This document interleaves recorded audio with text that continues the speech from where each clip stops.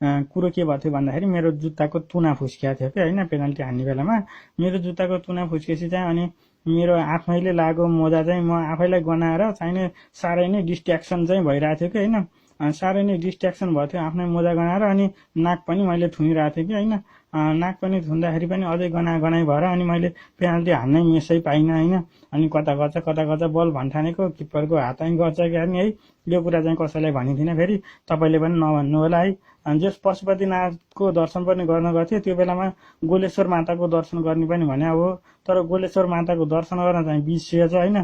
त्यही भएर गोलेश्वर माता रिसाएको पनि हुनसक्छ, त्यही भएर पनि गोल नभएको हुनसक्छ। हेर्नुहोस् पेनाल्टीमा अब देयर आर मेनी फ्याक्टर्स पनि भन्नुपर्छ क्या पेनाल्टीमा गोल नहुनको लागि होइन। त्यो गाह्रो छ, धेरै एनालाइसिस पनि गर्नुपर्छ किन गोल भएन भनेर भन्दाखेरि चाहिँ है। त्यही नि यो पेनाल्टी भन्ने कुरो चाहिँ फेरि डी बाकसभित्र हान्न पर्ने रहेछ कि होइन।